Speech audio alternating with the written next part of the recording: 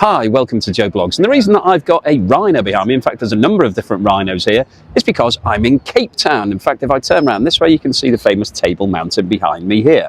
And I'm down at the V&A Waterfront, which is a great place to hang out. And in today's video I'm going to tell you the best things to do when you're in Cape Town to maximise the benefit from your visit. Now, I've been to Cape Town a few times in my life and it's absolutely brilliant. I love it. And if you're worried about safety and security, because South Africa sometimes gets a bad rep, I really wouldn't worry about that. I've been here for a few days and it is so relaxed, so peaceful. I haven't felt threatened. There's no risk of any problems at all. So in today's video, we'll go through all of the great things to do in Cape Town. Probably the number one thing on everybody's list when they come to Cape Town is to come up here to the top of Table Mountain, which is where I am now. And you can get incredible views of Cape Town down below, and also Robben Island, which is one of the other main tourist attractions. Now, in terms of the tips that I would give you, I would definitely recommend buying a fast pass. They're only a little bit more if you buy them online, but we've just arrived here and the queue was absolutely enormous. Probably over an hour, maybe 2 hours to actually just queue to get in if you've just got a standard ticket. So a fast pass is an absolute must because we literally walked straight through to the front of the queue. We're straight on within 2 minutes of arriving at the actual station. So the cable car journey is fun. Let's have a look at that.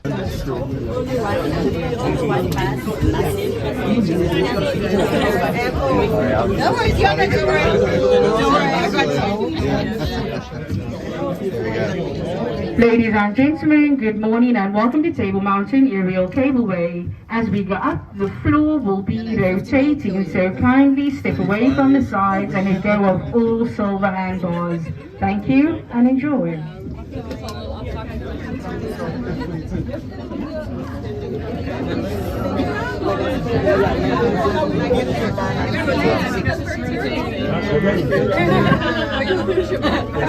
Bye, family.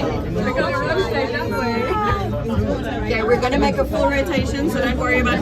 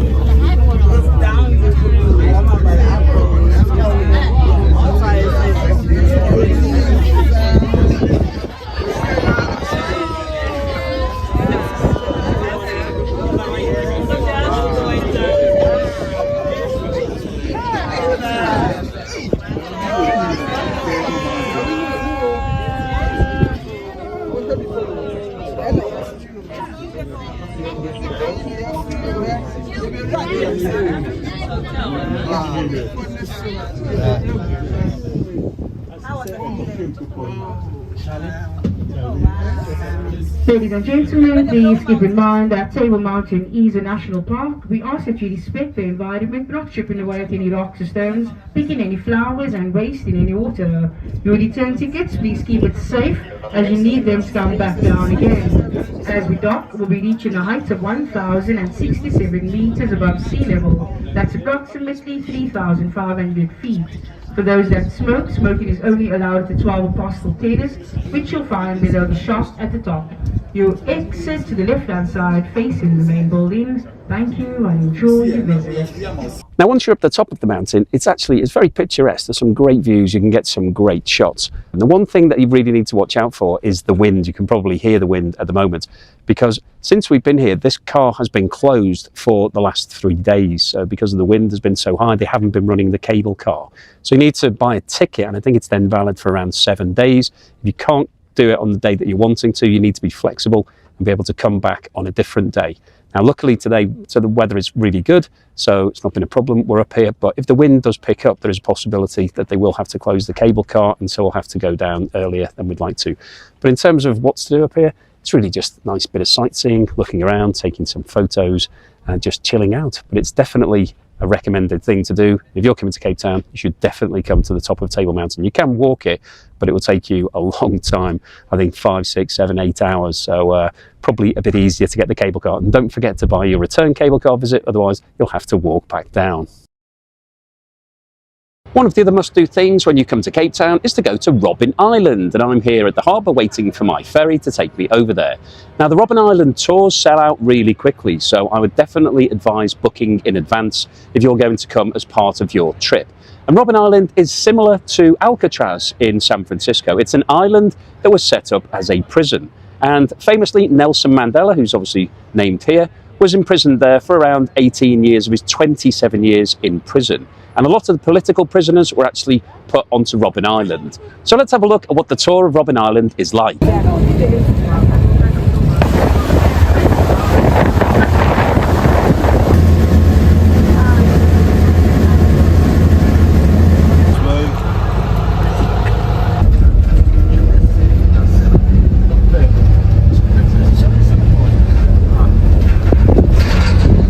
Well, here I am on Robben Island. We've driven around past a lot of the prisoners' cells, and it's interesting because the whole island was a prison. So rather than somewhere like Alcatraz, where you have a large building where everybody's locked up in small cells, the political prisoners here were actually held in houses. So it looks like a really nice little community on an island. If you didn't know that it was a prison, you'd think that this was like a really lovely place to live. But obviously, the people who were being held in those houses were being held against their will, and lots of them were in 24-hour confinement. So really awful. And it's got a really eerie feel to it. When you drive around, you just think this is a really spooky place, because whilst at face value, it looks like a really lovely island sitting in the middle of the sea, actually it was somewhere where people were incarcerated. And obviously Nelson Mandela was here, and a lot of other famous South Africans. But really fascinating tour. Here we are at the maximum security prison. This is actually where most of the prisoners were held, not the political prisoners. So we're going in on the tour now. So we're being given a guided tour by somebody who was actually a prisoner here, who was incarcerated at the age of 18.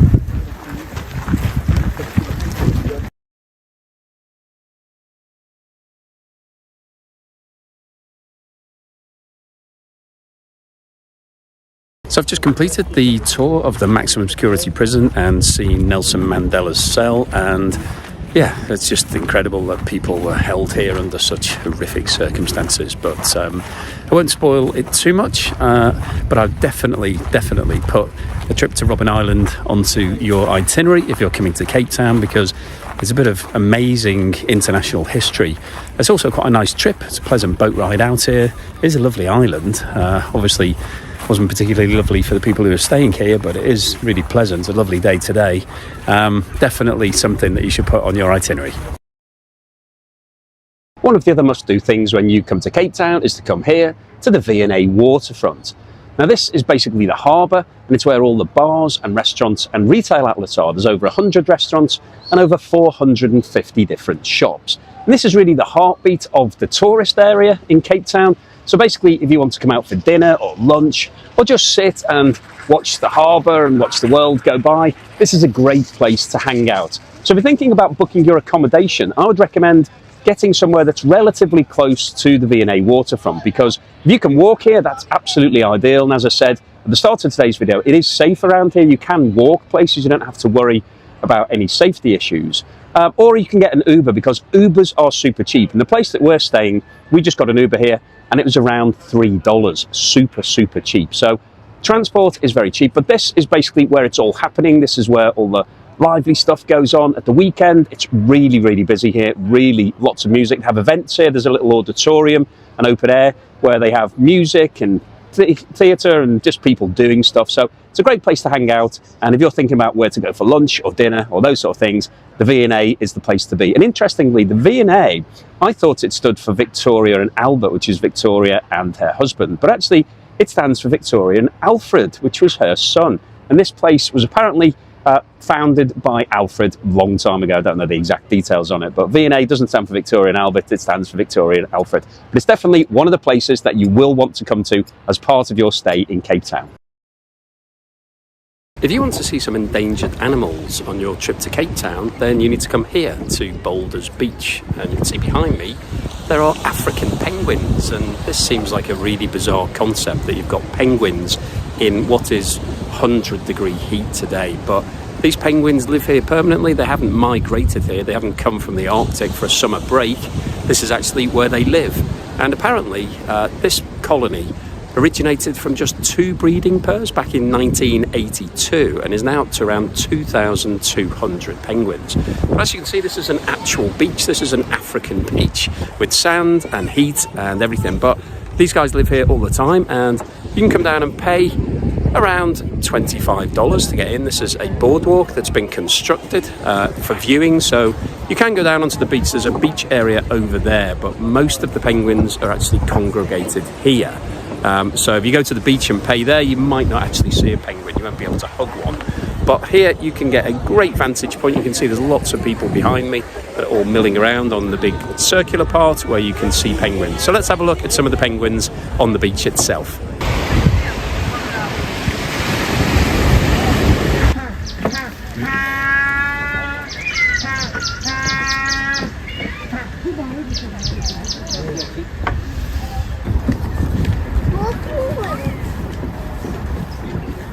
So I would definitely recommend taking in Boulders Beach as part of your trip to Cape Town. It's about an hour's drive from central Cape Town.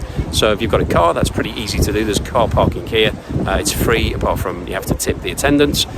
Or you could jump in an Uber and come down. But it's definitely something unusual, something rare that you can find a penguin whilst getting a suntan. One of the other things that Cape Town is famous for is wine. And if you're coming to Cape Town, you need to pay a visit to the wine regions. And in fact, if you like wine, you could spend your whole time in the wine region. Now, there are literally hundreds of different wineries to choose from, but I decided to go to one called Babylon Storing, which is actually a really interesting story because this is a farm that was originally founded in 1692.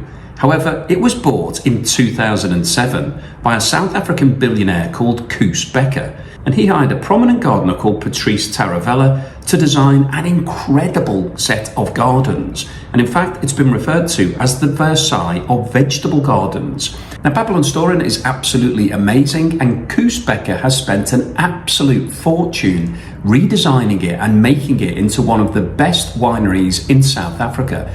It is an incredible place. And because he's a billionaire, he doesn't really need to make any profit from it. And when you go for lunch, you'll be surprised at how cheap it is. We went to the Greenhouse restaurant and it was incredibly cheap, and the food was amazing, and so was the wine. So you can choose one of hundreds of different wineries in South Africa, but I would recommend paying a visit to Babylon Storing. You can actually stay there as a hotel, but it is incredibly expensive. So I'm not recommending that, but drop by for lunch and you will be pleasantly surprised.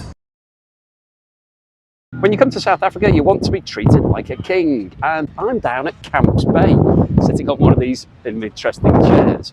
And Camps Bay, I think, is an absolute must if you're coming to Cape Town. It's around a 15-minute drive away from Cape Town, but it's an absolutely beautiful bay. So you've got pristine beach here, absolutely fantastic. So you can go and do some paddling. They've got some waves. I don't know whether you could surf or not, but it's a really nice family beach, really safe. Camps Bay is a really affluent part of Cape Town. You've got some really amazing villas and apartments up in the hill behind me here. And because of that, they've got some great bars and restaurants. It is a fantastic place to hang out and have brunch and dinner and lunch. And around 20 years ago, I came here and spent 3 weeks just chilling out, coming down to the beach every morning, grab some brunch, kick back on the beach, grab some dinner, go back. Absolutely amazing. So I would definitely recommend, if you're coming to Cape Town, to make the effort to come down to Camps Bay. It's around a 15-minute Uber ride. It won't cost very much, very inexpensive, but it's a cool place to hang out. There's lots of fantastic open-air restaurants and bars here. You can have a great time. A really cool place to just chill and relax and just watch the world go by. So definitely put this on your list, particularly if you've got younger people in your party and you want to spend some time on the beach. It's really very close to the city. You'll get an amazing beach, very close, and just a really hip vibe here. You can't come to Cape Town and not come to Camps Bay. You can actually stay here. You can rent an Airbnb. You can stay for a few days if you like that sort of thing. If you like a chilled vibe and you just want to hang out in a cool place that's chilled. But for me, it's more of a day trip. If you're coming for a short break, come down to Camps Bay, have a look at the beach, have a look at the bars, check it out, and then get back to Cape Town. So here we are down at the beach itself. As I said, beautiful white sands, really lovely beach. Got quite a nice cove here, so it's quite protected. The wind and the breeze does get up a little bit, but you could get seriously burnt on this beach. And it's a fun place to hang out for families, absolutely safe. You won't feel threatened at all. There's no worry about anything happening. You can come here, relax all day, let the kids play around. We've got a volleyball net on here. I haven't seen anybody playing volleyball just yet, but if you're into that sort of thing, bring your volleyball down. And in terms of parking, I meant to mention that there's on-street parking, so you can see there's lots of cars that are parked all over around here. But there's also a public car park. So about halfway down where all the bars and restaurants are, you'll see a car park. You can jump in there. It's very inexpensive, so you can pop the car in there for as long as you want to stay if you're driving. Or you can grab an Uber, because Ubers are very cheap in South Africa. But I would definitely recommend anybody that's coming to Cape Town for a few days to think about taking in Camps Bay. Come down here for lunch or dinner or just some cocktails, hang out on the beach, watch the world go by. It's a great place. Another fun thing to do when you come to Cape Town is come here to the Cape of Good Hope, and this is where the Indian and Atlantic Oceans meet. This is quite a fun place. It takes about an hour and a half to drive here from Cape Town, and it's a national park, so it's a really huge place. It's taking about 20 minutes to drive here from the actual entry point. And you've got two things to do here. You can walk to the Cape of Good Hope down this path behind me, and it takes about an hour and a half on a round trip to go all the way down there and back. It's relatively flat. Or you can go up to the lighthouse, which is behind me, which is a bit more challenging. So it doesn't take as long, only takes about 20-25 minutes, but it's a lot steeper. And that's what I'm going to do right now.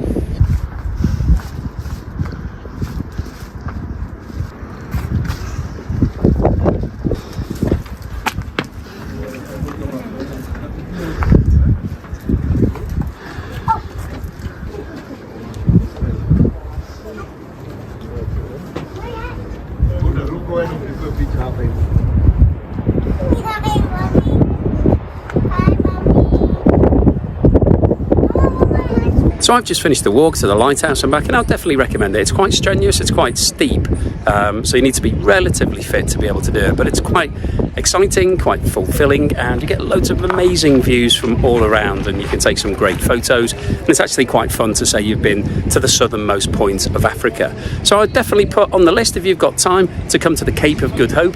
It's a nice drive out here. If you get good weather like this, it's absolutely amazing. I've been here before when it was very, very windy. You could sort of lean 45 degrees into the wind, and that's quite fun as well. But I think if you're coming to Africa and you've got time, you should definitely make time to come down to the Cape of Good Hope.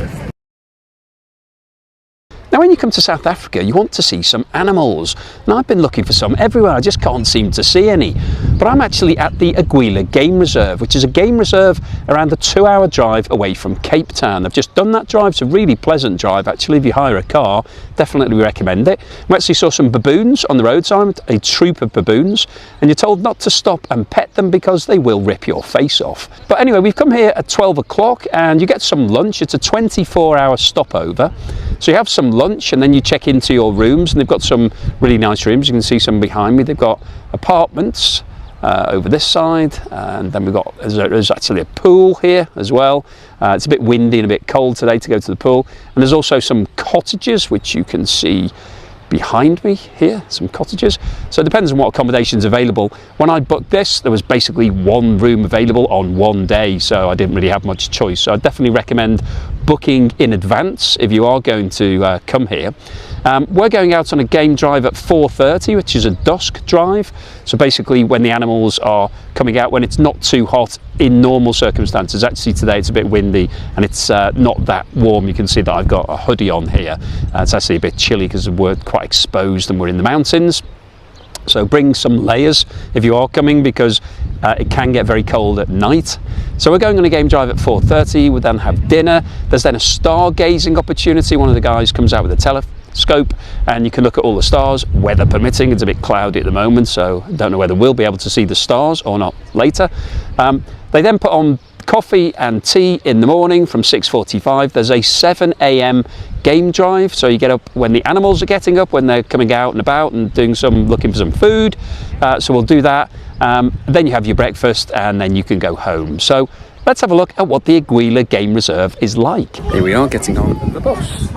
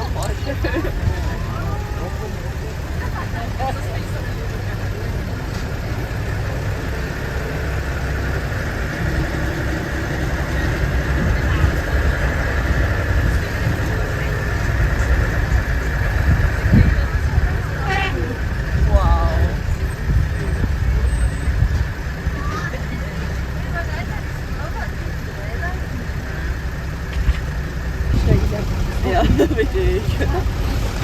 Oh ja.